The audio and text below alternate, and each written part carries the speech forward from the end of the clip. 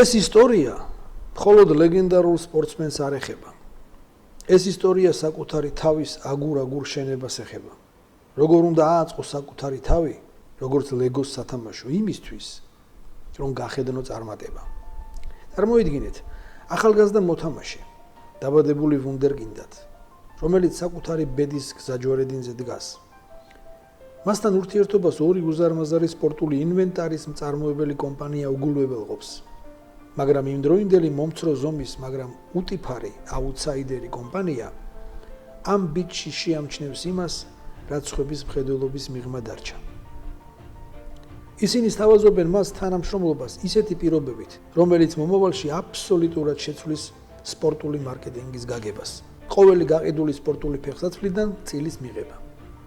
მაგრამ ბიჭი არ ინტერესდება ამით. მან არ იცის ბიზნესი, მას არ ესმის ფული. ის 17 წლისაა. მისი მოთხოვნა ძალიან ბავშვურია. ის ითხოვს მანქანას. მაგრამ დედის თხოვნით ის თანხმდება პირობებს, რომელიც მას მომავალში იმ ხელა მოგებას მოუტანს, რასაც ვერავინ წარმოიდგენდა. ეს აუთსაიდერი უტიფარი კომპანია ამ გარიგებით ბიჭთან ერთად გახდება სპორტული ინვენტარის ბიზნესში ფლაგმანი კომპანია. შემდეგ მოდის პირველი შოკი. NBA საკალათბურთო ლიგა კრძალავს მის ფეხსაცმელს განსხვავებული შეფერილობის გამო და ისინი $5,000 ჯარიმას უწესებენ ყოველ მომდევნო დარღვევაზე. ეს უტიფარი კომპანია განაცხადებს, რომ ყოველ ჯარიმას ისინი გადაიხდიან.